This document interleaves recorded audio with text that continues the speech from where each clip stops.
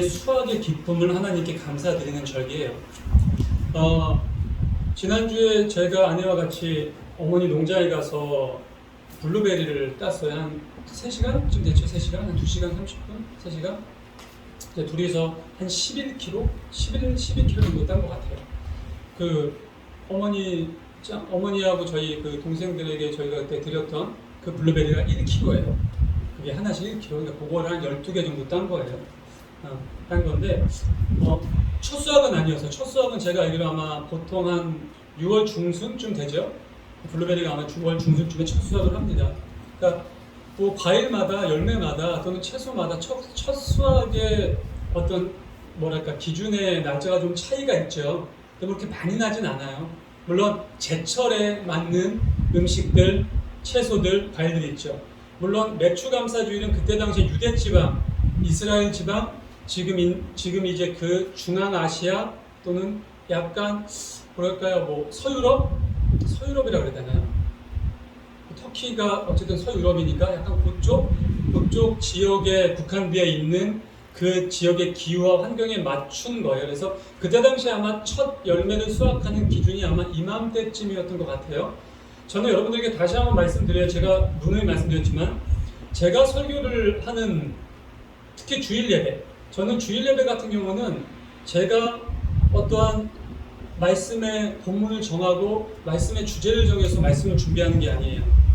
교회력, 전 세계가 함께 똑같이 지키고 있는 교회력. 그러니까 매해 10월 중순이 되면은 교회력이 결정이 돼요. 그 다음 분기. 보통 우리가 1년이 1월부터 시작돼가지고 12월에 끝나잖아요. 교회력 같은 경우는 반대로 12월에 시작돼서 11월에 끝납니다. 근데 보통 10월에서 11월쯤에 교회력이 나와요. 그 다음에 12월부터 시작할 교회력이.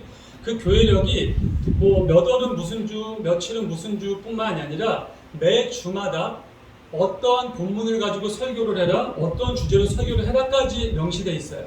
제가 아직 이제 목회를 시작한 지 1년밖에 안 됐기 때문에 제가 당분간은 아니면 아마도 제가 목회를 마무리하는 그 순간까지도 저는 교회력을 바탕으로 매해마다 이렇게 기준으로 정해주신 교회력을 확인해서 거기에서 이야기하는 본문과 거기에서 이야기하는 주제를 가지고 여러분들에게 말씀을 전하려고 합니다.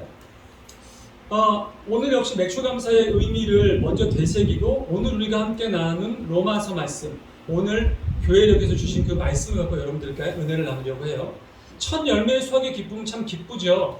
근데 왜 맥추감사냐? 첫 열매는 누구의 것? 첫 열매는 무조건 하나님의 것입니다. 그러니까 요즘 우리가 이때 당시에 농경 사회니까 특히 뭐 이 유대 지방은 목축 사회였죠. 목축 사회다 보니까 내가 뭐 양을 키우건 아니면 소를 키우건 염소를 키우건 아니면 올리브를 재배하건 무화과를 재배하건 첫 수확이 났을 때 가장 귀하고 좋은 첫 수확의 물품은 무조건 하나님께 바치는 것이 이들의 절기의 예식이었고 절기의 당연한 감사의 의미였어요. 왜? 하나님께서 이른 비와 늦은 비, 알맞은 날씨를 허락하시고 태풍이나 폭풍이나 우박 같은 것을 보내지 않으셔서 우리가 온전한 수확을 할 수 있도록 모든 것을 제공해 주셨다는 것에 대한 확고한 감사예요. 근데 이건 너무나 당연해요, 여러분. 근데 사실 요즘 이제 과학 문명이 발달된 지금 시대에선 그건 자연 현상인데 뭘 그런 자연 현상에 대해서 감사를 하느냐라는 이야기를 하죠. 근데 하나님을 믿고 신을 믿고 또는 무언가 절대적인 존재가 이 전 우주를 지배한다라고 믿는 어떤 부류에 속해 있는 많은 사람들은 그렇게 생각하지 않죠. 내가 믿는 신이, 내가 섬기는 어떠한 존재가 늘 나를 보호하고 돕고 인도하고 함께한다고 생각합니다. 우리 역시 기독교 신앙을 가지고 있기 때문에 전지전능하신 하나님이 만물을 창조하시고 운행하시는 그분이 우리의 모든 것을 주관하신다고 믿고 지금도 따르면서 살고 있죠. 그러니까 당연히 첫 열매의 수확의 기쁨은 바로 그분께 드리는 겁니다. 그분께 드릴 때 그분이 뭐라고 말씀하세요? 온전한 11조, 온전한 예물, 온전한 헌물을 나한테 너희들이 바쳤을 때 내가 100배, 60배, 30배 더 엄청나게 너희에게 돌려준다라고 약속을 하시죠. 어떻게 보면 그런 조건적인 감사의 의미를 표현하는 백성들, 성도들도 있을 수 있어요. 하지만 상관은 없어요. 왜? 이것은 절기, 규칙, 율법, 예법인 거지 그것이 나의 믿음의 어떤 잣대에서 기준 삼아질 수 있는 어떤 행위는 아니기 때문이죠. 어쨌든 오늘은 우리가 2023년 맥주 감사 주일로 지냅니다. 우리 여기서 뭐 다 농사 짓는 분은 안 계시니까 각자가 자신들의 어떤 뭐 수입이 있을 것이고 또는 자신들의 어떤 결과물이 있을 때 하나님께 감사를 드리죠. 오늘 이제 저희 사모님이 들어오시면서 오늘 맥주 감사 주일인데 맥주 감사 헌금 봉투가 없냐라고 말씀하시길래 맥주 감사 헌금 봉투는 없다. 왜 제가 작년 처음 교회에 이제 와서 시작을 할 때 그 얘기를 드렸어요. 맥주 감사 주일은 특별하게 지키진 않겠다. 다만 본인의 믿음과 본인의 기준하에서 감사 헌금을 하는 거에 대해서는 어쨌든 그건 여러분들 성도분들의 선택이니까. 그래서 제가 그 부분을 근데 맥주 감사 헌금 봉투가 없었나요? 제가 있지요. 네, 제가 치우진 않았어요. 네, 치우진 않았어요. 네. 네네네. 그래서 그런 부분입니다. 그리고 우리가 맥주 감사 주일이 지나면 그 다음 이제 추수 감사 주일이 오죠. 추수는 말 그대로 마무리를 하는 단계예요. 간혹 맥주 감사 주일과 추수 감사 주일을 혼동하시는 분들이 계세요. 이제부터 좀 머릿속에 담으시면 될 것 같아요. 맥주 감사 주일은 우리가 첫 수확의 열매를 거둔 기쁨과 감사함을 하나님께 드리는 거고요. 이제 한 수개월 후에 있을 추수 감사 주일은 마무리. 그러니까 우리가 뭐 풍년이라고 그러죠. 어떻게 보면 추수 감사라는 건 그 풍년에 대한 의미인 것 같아요. 맥주 감사 주일 때 하나님께 온전한 첫 열매를 바친 집안과 그러지 못한 집안의 추수감사절 때의 풍년이 이르냐 흉년이 이르냐의 차이가 실제적으로 나타났어요. 그 시절에는. 그러니까 어떻게 보면 믿기지 않은 얘기일 수 있어요. 뭐 예를 들자면 지역이 다르다면 그게 나타날 수도 있겠죠. 그럴 수 있잖아요. 예를 들어서 내가 뭐 예전으로 할게요. 내가 지역이 뭐 강원도 지역인데 하나님께 온전하게 맥주 감사 주일에 선물을 드리고 온전한 신앙생활을 하면서 온전하게 농사를 져서 하나님이 100배, 60배, 30배의 결실을 보게 해주셔서 풍년을 이뤘어. 근데 누군가가 경상도 아래쪽에 살아. 근데 이 친구도, 이 사람도 하나님 믿는 사람인데 온전한 첫 열매의 수확의 기쁨도 그분께 드리지 못했고 좀 불성실했어. 그러다 보니까 흉년이 왔다. 뭐 그러면 그럴 수 있는데 똑같은 강원도 지방에서 그러한 두 잣대의 기준 속에서도 흉년과 풍년이 날 수 있다는 것이 바로 성경 속에서 얘기하는 하나님께 복받는 사람과 복받지 못하는 사람의 기준이에요. 제가 오늘 이 말씀을 왜 드리냐? 저도 오늘 사실 말씀을 준비하면서 맥주감사 주일이라는 걸 알고 있었거든요. 그래서 당연히 교회력의 말씀에 맥주감사 주일에 대한 것을 강조하거나 이야기하거나 의미가 부여되는 말씀이 본문으로 있을 줄 알았어요. 근데 오늘 너무나 생뚱맞게 우리가 함께 나눈 로마서 6장 말씀이 오늘의 본문 말씀이더라고요. 제가 오늘 본문 말씀 통해서 여러분들에게 질문을 하나 드리고 싶어요. 나를 다스리고 있는 것이 무엇인지를 한번 곰곰이 생각해 보세요. 여러분들 착각하지 마세요. 내가 지금 즐기고 내가 좋아하고 내가 하고 있는 것이 나의 선택이라고 생각하지 마세요. 물론 처음에 내가 선택할 수 있지만 어느 순간은 그것들이 나를 현재 다스리고 있다는 것을 인지하셔야 돼요. 내가 의지하고 내가 믿고 내가 따르고 내가 추구하고 내가 놓지 못하는 것은 지금 무엇이 있는지 한번 생각해 보세요. 왜?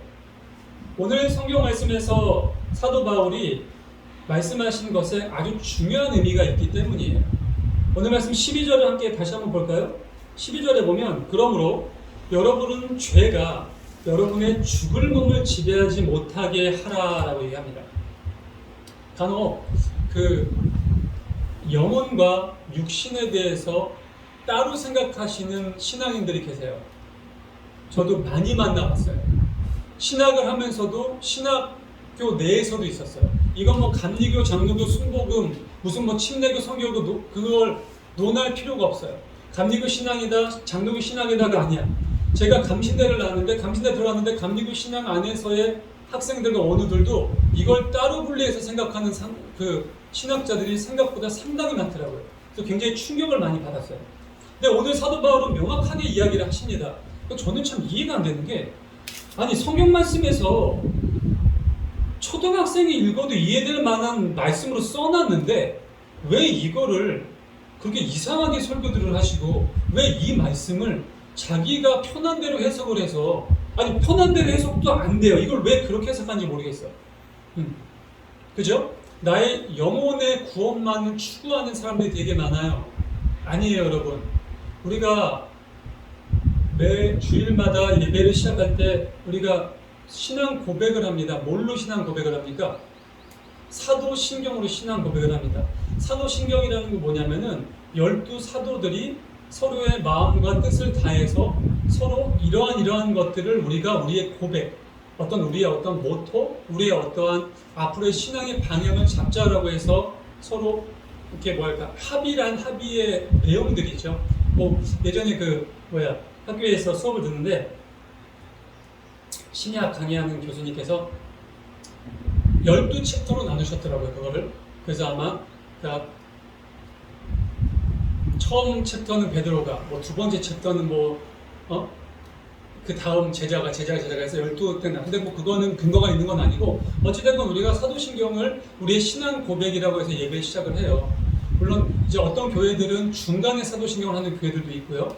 본 예배 때는 반드시 사도신경을 합니다. 수요 예배나 금요 예배 때도 사도신경을 드리는 교회들도 많아요.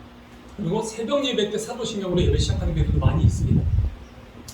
근데 사도신경에 보면 마무리 때 뭐가 나와요, 여러분? 몸의 부활도 나와요. 영혼만 사는 게 아니야. 내가 지금 가지고 있는 육체도 나중에 부활한다고 나와요. 부활하신 예수님이 어떠한 영적인 형상으로 나타나셨나요? 아니거든요. 본인 몸 그대로 오셨어요. 창자국, 못자국 그대로 다 갖고 계셨어요.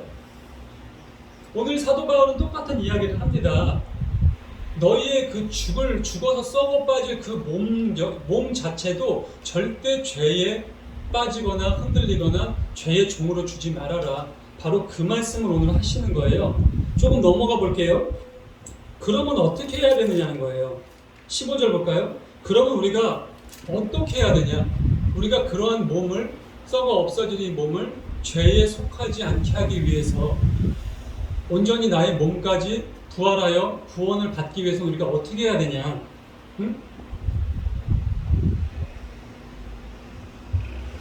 사도 바울이 이 서신을 쓸 당시 주변에 많은 사람들은 율법 안에 굉장히 좀 종속된 삶을 살고 있었어요. 율법에 매여 있었다는 거죠. 율법의 종이 되어 있었고, 율법이 기준이 되어가지고 본인을 채찍질한다라는 말은 조금 그렇고요. 본인을 조금 이렇게 마땅한 단어가 없는데 저는 좀 자해한다라고 할게요. 본인을 좀 자해하고 친구와 주변의 가족들 정죄하고 기준을 그걸로 정하고.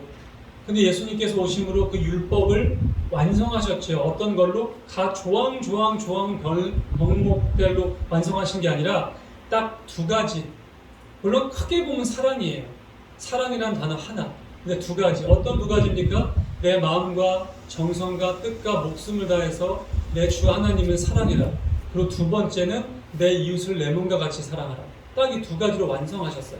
근데 여전히 그걸 완성하시고 가셨는데, 그 예수 그리스도를 믿는 백성들 안에서도 여전히 이 율법에 종속돼서 율법의 조항을 놓지 못하는 사람들이 너무나 많이 있는 거예요. 그래서 사도 바울은 이러한 이야기를 하고 있어요. 너네 아직까지도 그 율법 속에서 허우적대고 있느냐? 그 율법 조항을 가지고 있으면서 너희들이 그 율법을 온전히 지키고 있느냐? 못 지켜요. 사람은 절대로 율법 조항을 다 지킬 수가 없어요. 그럼 어떻게 되는 거야? 그러면 저주받을 수밖에 없는 인생인 거예요. 그래서 예수님이 오신 거예요. 그래서 율법을 폐하는 게 아니라 율법을 완성해 주신 거죠. 그 율법 한 조항 800 몇십 가지나 되는 조항 하나하나 따지지 말아라. 누군가가 예를 들어서 900조항이면 누군가가 899조항을 지켰잖아요. 한 조항을 못 지킨 걸로 인해서 너는 죄인이야. 너는 잘못했어. 너는 저주를 받을 거야 라고 하던 시대가 바로 이 시대였어요. 그러니까 얼마나 힘들고 어려운 시대야. 거기다가 이것들을 가리키는 랍비나 율법학자나 사두개파들은, 바리새인들은 더했어.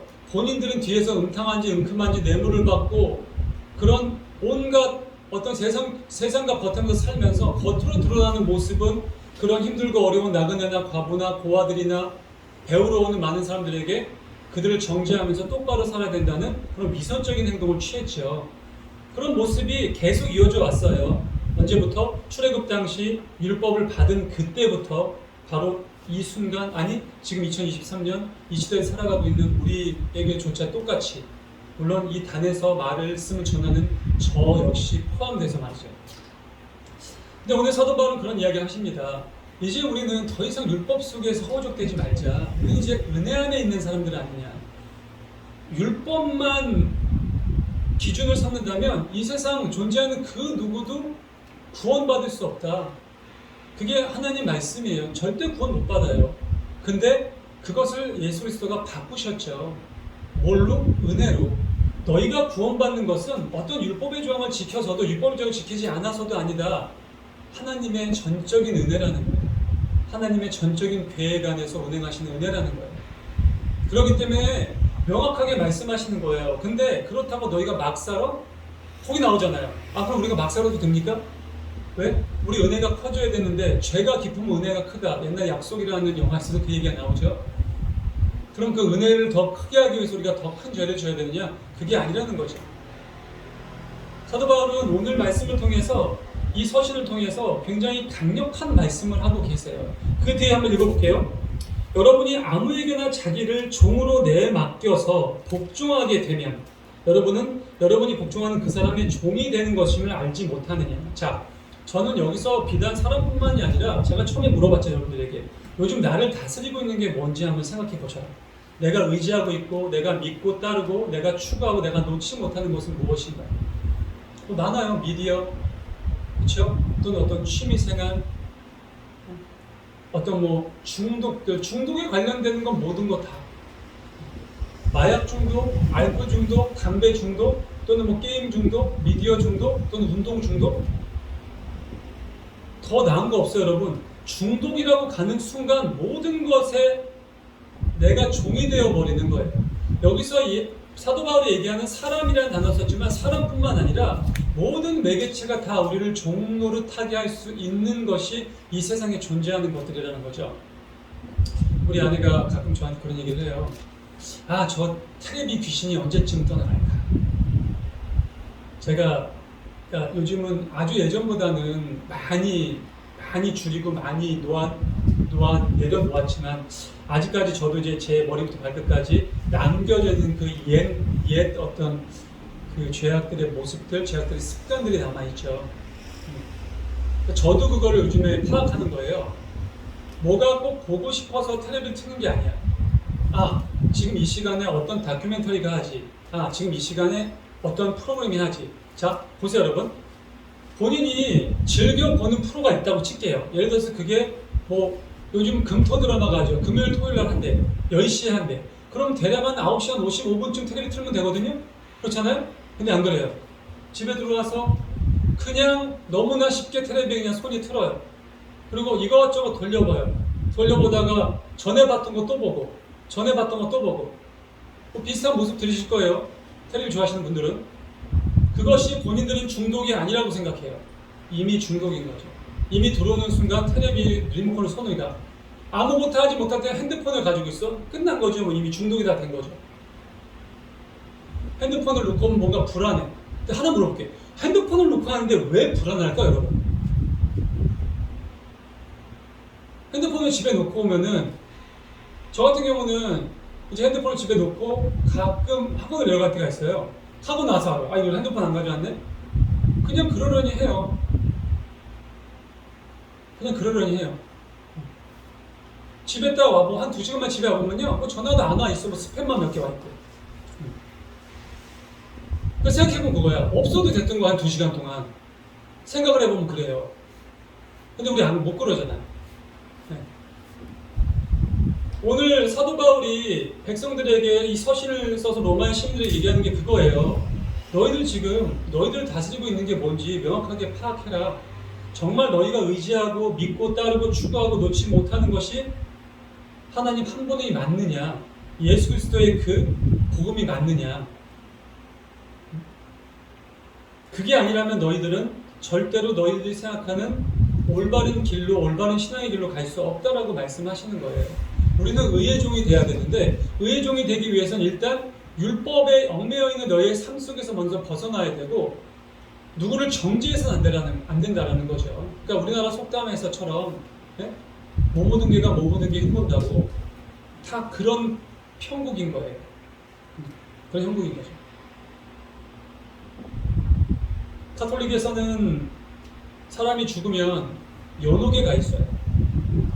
그 사람이 만약 내 아버지나 내 아버지야 죽었는데 전에 뭐 예수님이나 누구를 모르고 죽어서 연옥에 있다가 대기하고 있다가 지옥에 갈 사람인데 여기에서 자식이 기도를 드립다 하고 헌금을 겁나 바치면 그 영예가 있는 사람이 천국에 가요. 그게 가톨릭의 교리예요.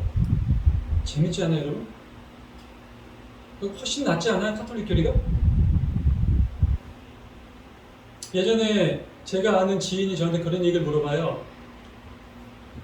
내 아버지는 하나님을 모르고 돌아가셨는데 그러면은 내 아버지는 기회가 없는 겁니까? 저한테 물어보시길래 제가 그랬죠. 너무 죄송합니다. 내가 믿고 내가 알고 있는 성경 말씀과 하나님의 말씀을 빗대어 얘기하자면 그렇습니다. 근데 그분이 화를 내거나 그러지 않았어요. 그렇습니까? 고맙습니다. 그러더라고요. 왜? 자기가 나한테 그거를 처음 물어본 게 아니래요. 다른 목사님들이나 나 근데 목사 때가 아니에요. 목사를 하고 있을 때가 아니에요. 신학을 하고 싶다는 생각이 들었을 때도 아니었어요. 제가 20대 중후반 때쯤이었으니까. 근데 다른 목사님이나 다른 분들도 물어봤는데 좀 애매하게 말씀하셨대요. 여러분 웃기지 않아요? 그걸 왜 애매하게 말을 할까요? 그 사람이 상처받을까봐? 그 자녀가 마음 아파할까봐? 사랑하는 성도 여러분, 오늘 말씀 속에서 제가 여러분들에게 명확하게 확인드리고 싶은 말씀은 볼게요, 여러분. 16절이에요. 우리 16절 다 같이 함께 읽어볼까요? 16절 다 같이 읽을게요. 시작. 여러분이 아무에게나 자기를 종으로 내맡겨서 복종하게 되면 여러분은 여러분이 복종하는 그 사람의 종이 되는 것임을 알지 못합니까? 여러분은 죄의 종이 되어 죽음에 이르거나 아니면 순종의 종이 되어 의에 이르거나 하는 것입니다. 아멘. 아멘 하셔야 돼요. 아멘. 내 귀에 달콤하고 내 마음에 들어오는 말씀에만 아멘 하지 마세요. 진짜 아멘을 외쳐야 되는 말씀은 오히려 반대적인 말씀인 거예요. 성경은 창세기부터 요한계시록까지 면밀하게 명확하게 얘기하고 계세요. 뭔가 두리뭉실한 얘기 없어요. 좌면 좌, 우면 우예요. 중자, 중 없어요, 여러분. 그러니까 정치에 우파가 있고 좌파가 있죠. 중도 우파가 있고 중도 좌파 있습니다. 그런 거 없어요, 성경에. 성경은 그냥 좌 아니면 우예요. 아주 명확합니다. 오늘 사도 바울도 역시 명확하게 그 말씀을 하세요. 제가 사실은 로마서 말씀은 웬만하면은 설교를 안 하려고 해요. 저 스스로는. 왜냐면 로마서 말씀이 성경을 읽어보신 분들은 아시겠지만 굉장히 무서운 말씀이거든요.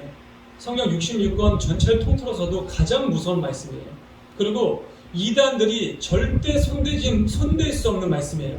이단은 왜 로마서 얘기를 안 하냐면 로마서 얘기를 하는 순간 내가 이단이야 라는 것을 밝히게 되는 말씀이 로마서이기 때문에 이단은 로마서에 대한 얘기를 하지 않습니다. 하나님의 교회건 무슨 저 신천지건 예루살렘 교회건 구원파건 절대 로마서 얘기하지 않아요. 그게 로마서의 힘이에요. 성경 66권 중에서 나머지 67권은 다 재단에 다 가지고 놀 수 있어요. 어떻게 보면 웬만한 신학적인 박사, 신학 어떤 저명한 인물들보다 더 끝내주게 잘 알아. 근데 로마서는 건들지 못해. 왜? 로마서의 첫 장부터 이미 네가 이단이라는 것을 명시하고 있거든요. 로마서는 그런 책이에요, 여러분. 간단해요, 여러분. 로마서는 네가 어떻게 하면 천국에 가고 어떻게 하면 지옥에 가는 것을 명확하게 설명하고 있는 책이에요. 왜냐하면 이때 당시에 로마가 굉장히 힘들고 어려운 상황이었거든요. 여러분 사도 바울의 책들은 다 서신이에요. 사도 바울이 그 교회 그 지역으로 보낸 편지의 내용들이에요. 대다수의 편지의 내용에 물론 좋은 얘기, 따뜻한 얘기도 많지만 대다수가 주의해라, 조심해라, 때가 가까이 왔고 지금 그렇게 하면 너희들 어려워. 뭐가 어려워? 하나님의 나라를 유업으로 받기가 어려워. 근데 로마서는 그 모든 것이 다 집대성되어 있는 책이에요. 왜? 이때 당시 로마가 그랬거든요. 로마에서 예수님 믿다 걸리면 화형을 당했어요. 바로 죽임을 당했단 말이에요. 굉장히 힘들고 어렵고 너무나 무서운 지역에 살고 있었는데 거기 안에서 예수님의 말씀과 믿음을 지키려고 했던 사람이에요. 어떻게 뭘 걸고? 목숨을 걸고. 근데 내가 목숨 걸고 예수님 말씀을 지켰는데 지옥에 간대. 지금 그 말씀을 하는 거예요. 지금 바울은. 그래서 바울이 얘기하는 거예요. 너희 그렇게 하면 안 돼. 너희 그렇게 하면 안 돼. 제가 여러분들에게 말씀드렸죠. 성경 말씀은 여러분 하나님의 말씀을 모르고 예수님의 복음을 믿지 않는 사람이 대상이 아니에요. 성경을 알고 예수님의 복음을 믿고 그분의 말씀을 받아들이고 하나님이 우주 만물을 다 창조하신 구세주라는 것을 인정하고 믿고 예수님이 다시 오심을 믿는 사람이 대상이에요. 무슨 말씀인지 아시겠어요? 제발 말씀드릴게요. 착각하지 마세요. 믿음이 없는데 내가 성경을 읽어? 그냥 그건 책이야, 책. 성경이지 마세요. 차라리 법화금이 되는 걸 보세요. 더 좋아. 성경은 여러분 그 믿음이 기본적으로 내재되어 있는 사람이 대상이에요. 다. 바울도 베드로도 유다도 모든 사람이 쓴 편지가 믿지 않는 이방인이 대상이 아니었어요. 창세기부터 말라기까지 구약의 모든 내용의 대상도 하나님이 사랑하는 자신의 선민인 이스라엘 민족이 대상이었어요. 그 외에 믿지 않는 사람은 하나님 안중에 있지도 않아요. 말씀을 마무리하죠. 날씨도 더운데. 자, 오늘 말씀 보면 18절 볼게요. 17절부터 읽을까요? 같이 읽을게요. 시작. 그러나 하나님께 감사하는 것은 여러분이 전에는 죄의 종이었으나 이제 여러분은 전에 받은 교훈의 본의 마음으로부터 순종함으로써 죄에서 해방을 얻어서 의의 종이 된 것입니다. 아멘. 자, 제가 오늘 말씀의 제목을 의의 종이 되자라고 썼어요. 사랑하는 성도 여러분, 내가 지금 무엇에 흔들리고 무엇에 무너지고 무엇이 나의 인생을 좌지우지하는지를 곰곰이 생각해 보세요. 그것이 비전일 수도 있고 목적일 수도 있고 꿈일 수도 있고 돈일 수도 있고 명예일 수도 있고 또는 사람에게 내가 뭔가 관심을 받고 싶은 어떤 매력적인 카리스마를 갖고 싶은 것일 수도 있고, 그죠? 많은 것들일 수 있죠. 근데 그 전에 제가 누누이 말씀드리지만 우리가 지배해야 될 것과 나를 지배해야 될 것에 구분이 있어야 돼요. 금요일날 요즘에 창세기 강의를 하고 있죠. 하나님께서 아벨을 죽이기 전에 가인의 마음을 이미 보시고 얘기를 합니다. 네 표정이 왜 이렇게 달라졌느냐? 네가 왜 얼굴빛이 바뀌느냐? 네가 올바른 일을 하였다면 얼굴빛이 바뀌겠느냐? 너 지금 안 좋다. 마음을 단단히 먹어. 마음을 온전하게 가져. 네가 널 잘 다스려. 죄가 네 눈앞에서 너 문 앞에서 너를 호시탐탐 노리고 있어. 그 죄에 지배당하면 안 돼. 네가 그 죄를 다스려야 돼. 자, 다시 제가 비슷하게 말씀드릴게요. 여러분, 지금 여러분들이 인생을 살아감에 있어서 어떠한 무언가 사람이 될 수도 있어요. 아니면 어떤 물건이 될 수도 있어요. 아니면 어떠한 종교가 될 수도 있어요. 아니면 어떠한 신념이 될 수도 있어요. 돈이 될 수도 있고 명예 될 수도 있어요. 내가 그것을 지배하고 다스려야지 그것의 지배를 받고 다스림을 받으시면 안 돼요. 나를 지배하고 나를 다스리는 건 오직 한 분, 예수 그리스도, 그 이름 하나면 충분하다는 거예요. 성경이 이야기하는 건 바로 그거예요. 그것이 믿음이고 그 믿음이 우리 마음속에 관철되고 적용됐을 때 우리가 의의 종이 될 수 있는 거고, 어떠한 유혹과 핍박과 어려움 속에서도 아깝겠지. 잠깐만 누가 보면 저 이익이 나한테 오는데, 조금만 누가 못 본 척하면 내가 성공할 수 있는데. 근데 중요한 거는 내 양심이 또는 나의 신앙이 그게 아니라고 이야기한다면, 성경의 말씀 속에서 하나님께서 예수님께서 그 길이 아니라고 얘기한다면 가지 말아야 되는 거예요. 그게 신앙인의 자세인 거예요. 오늘 찬양을 부르셨죠. 선한 능력으로. 그 찬양의 가사를 쓰신 분이 디트리 보네퍼 목사님이세요. 30대 중후반에 사형을 당하시죠. 사실은 히틀러조차도 그 보네퍼 목사님을 안 죽이려고 했어요. 왜? 히틀러도 개인적으로 존경하던 사람이었거든요. 근데 죽일 수밖에 없었어. 왜? 대의 명분 때문에. 3절의 가사가 어마어마하죠. 3절 첫 가사 좀 읽어주실래요? 혹시 갖고 계시죠? 3절 첫 가사가 뭐예요? 네? 안 들려요. 그게 뭔지 아세요, 여러분? 다음 날이 사형날이에요. 정해졌거든요. 감옥에서 밤에 달빛을 바라보면서 쓰신 시예요. 이 고요함에 뭐예요? 그 다음 뭐예요? 어떻게 그럴 수 있을까 여러분? 여러분이 아니 상상을 해봐. 내 나이가 지금 93세가 아니야 여러분. 39세라니까요. 살 만큼 살지 않았어요. 앞으로 살 날이 훨씬 더 많아. 근데 어떤 큰 죄악을 저질러서 잡혀온 것도 아니야. 홀로코스터, 대량 학살을 일삼고 있는 그 히틀러에 맞서는 거야. 당신 그렇게 살인하면 안 된다. 유대인 이렇게 죽여서는 안 된다. 왜 죄 없는 이 사람들 이렇게 학대하고 죽이느냐. 너무나 당연한 거 아닌가요? 그걸 외치다가 감옥에 갇혔어요. 다음날 사형 예정이었어. 아침이면 바로 사형장에 끌려가요. 근데 이 고요함이 너무 좋대. 이 찬란한, 왜? 내가 내일이면 하나님을 만나는 거야. 나 내일이면 예수님을 만나는 거야. 이게 기쁘대요. 사랑하는 성도 여러분, 우리의 믿음이, 우리의 신앙, 우리의 외침이 권혜포 목사님의 이 고백처럼, 지난주 우리 김현진 성도가 식사 중에 얘기했던 그 북한의 한 바이올리니스트처럼, 북한의 바이올리니스트가 유학을 갔죠. 유학에 가가지고 하나님을 만났어요. 근데 반동으로 해가지고 사형이 되죠. 사형을 끌려가는 그 장면 어떤 기자가 찍어서 실사 영상이에요. 입이 이렇게 찢어졌대. 너무 기뻐서. 왜? 나 이제 예수님 만난다. 그 친구 몇 살이었어요? 한 20대 아니었어요? 더 젊었어요. 이게 믿음이에요 여러분. 멍청한 짓 하는 것 같죠? 바보짓 같죠?